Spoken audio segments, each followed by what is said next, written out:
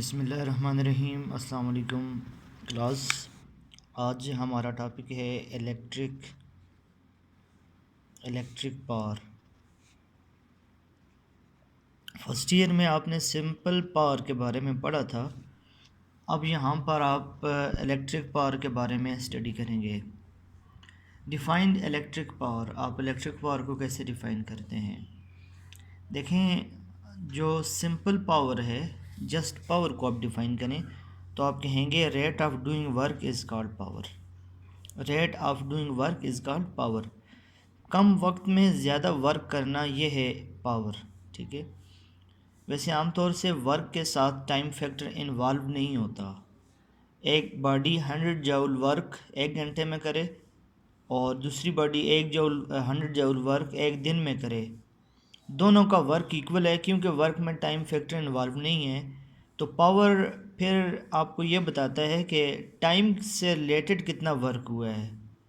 तो electric power जो है, ये इसको हम डिफ़ाइन करते हैं rate of doing electrical work in A circuit. Time rate of doing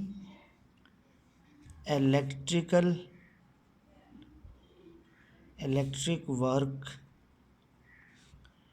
in a circuit is called power। ठीक है। Time rate of doing electric work in A circuit is called power. ठीक है, इसको हम कहते हैं पावर। पावर की mathematical relation देखने से पहले ज़रा सा इसका बैकग्राउंड देख लें कि पावर बेसिकली किस तरह है।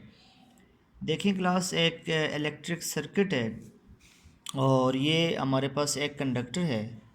कंडक्टर में फ्री इलेक्ट्रॉन्स मौजूद हैं। इन इलेक्ट्रॉन की अपनी पोटेंशियल एनर्जी है।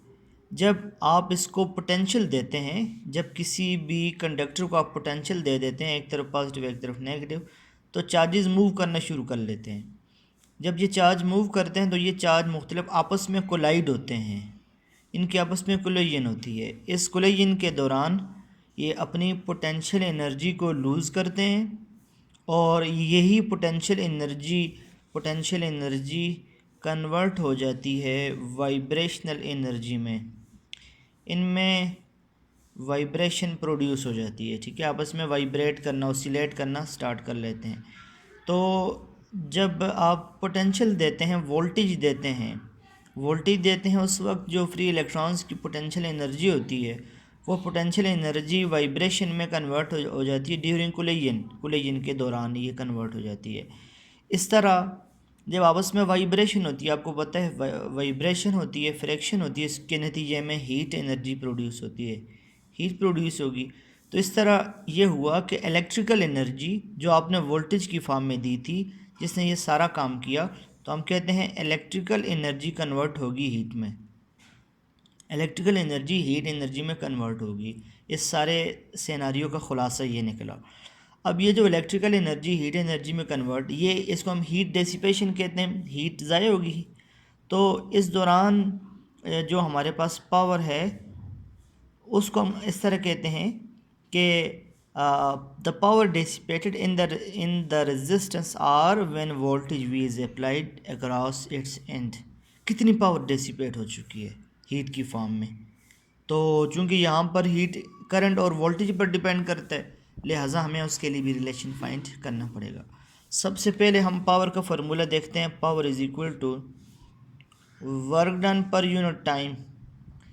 सिंपल पावर को भी ऐसे डिफाइन किया जाता है। Power is defined as work done per unit charge, work done per unit time. अब ये अगर डेली लाइफ में लें तो नॉन इलेक्ट्रिकल है, और यहाँ इलेक्ट्रिक पावर की बात है तो इलेक्ट्रिकल पावर की बात हो रही है।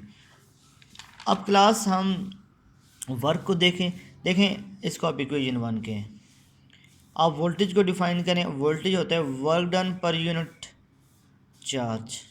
वोल्टेज ये है, work done per unit charge. आपने यह टॉपिक पढ़ा है, voltage work done per unit charge. EMF है ना, ईएमएफ आपने भी कल ही आपने टॉपिक पढ़ा या work done per unit charge.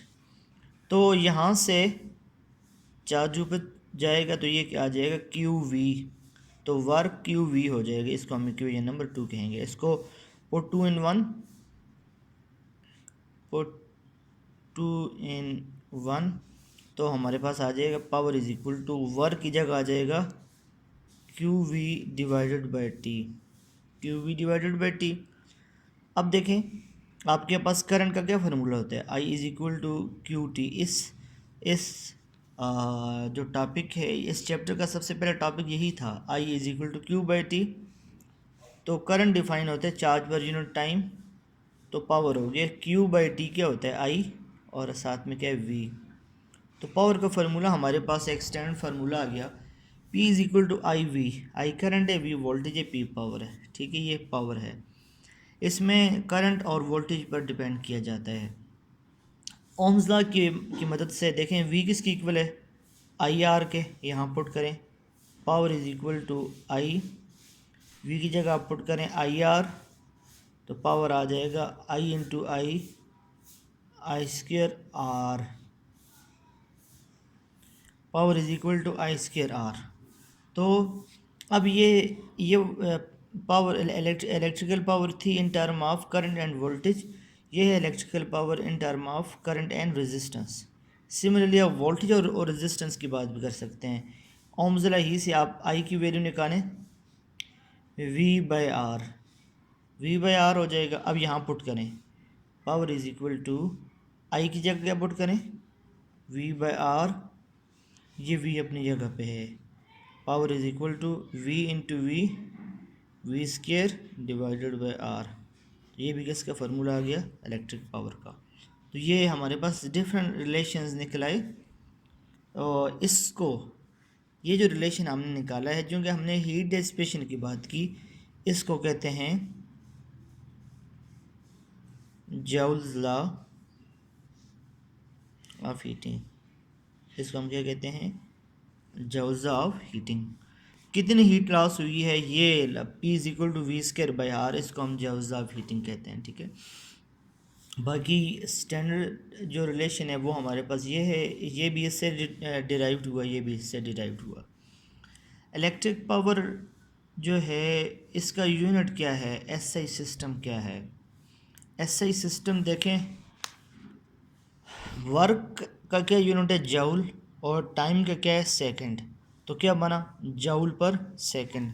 तो जूल पर सेकंड यूनिट बना, और जूल पर सेकंड बराबर होता है वाट के। इसके बराबर है वाट के।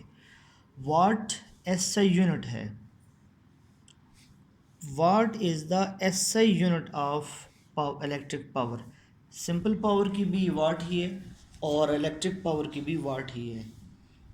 वाट से कुछ बड़े यूनिट भी इस्तेमाल किए जाते हैं, जैसा कि किलोवाट। अगर हमारे पास बिजली बहुत ज़्यादा है, उसकी पावर ज़्यादा है, तो हम उसको ज़्यादा से ज़्यादा किलोवाट कहेंगे। इस तरह मीटर है यूनिट, हम किलोमीटर कहेंगे, तो सेंटीमीटर कहेंगे। इसी तरीके से ये है किलोवाट। किलोवाट मीन 1000 वाट। आप अपने घरों में भी इस्तेमाल करें, इतने वाट का बल्ब है। तो ये हमारे पास एक और पावर इस्तेमाल करते हैं क्लास, हार्स पावर जिसको कहते हैं, horsepower, HP, horse power.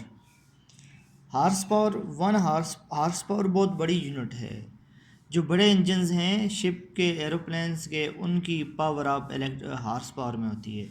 तो 746 वाट के बराबर है। 1 horsepower is equal to 746 watt. ठीक है, ये 1 हार्स पावर बराबर है। तो एक इसमें MCQs और याद रखें क्लास के,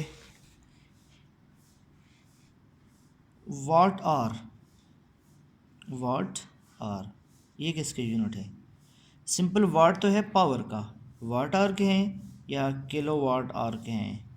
तो अब इसके साथ टाइम, इसका मतलब क्या है कि पावर के साथ टाइम भी आ रहा है, पावर के साथ टाइम भी आ रहा है। तो मेन इसी फार्मूले पे जाएं, पावर के साथ जब टाइम भी है तो ये वर्क यानी एनर्जी का, इसको हम कहते हैं इलेक्ट्रिकल एनर्जी, इलेक्ट्रिकल एनर्जी का यूनिट बनेगा, इसको हम इलेक्ट्रिकल, ये हमारे पास kilowatt hour is the unit of electrical energy. ये हमारी जो घरों की बिजली है इस पर ये सारा इसका निसार होता है। तो 1 किलोवाट आवर का क्या मतलब होगा? वन ये भी एमसीक्यूज़ के लिए अक्सर एमसीक्यूज़ आपकी एक्सरसाइज में भी शामिल है और ये आता भी है 1 किलोवाट आवर। किलो का क्या मतलब है? किलो का मतलब है 1000 वाट। किलो का मतलब भी 1000 है, 1000 वाट। 1 आवर, आवर को सेकंड में कन्वर्ट करें, 1 घंटे में 3600 सेकंड होते हैं, ठीक है। अब इन्हें आपस में आप जो है मल्टीप्लाई कर लें तो ये बनता है 36 आगे पॉइंट की फॉर्म में लिखें तो 3.6 × 10⁻⁶, यानी इसके बाद 6 ज़ीरो हैं। जाउल, जाउल क्योंकि वाट, वाट इनटू टाइम, वाट इनटू टाइम ये हमारे पास बनता है जाउल का। तो 1 किलोवाट आवर बराबर हो गया 3.6 × 10⁻⁶ जाउल। तो क्लास ये भी आपने याद रखना है।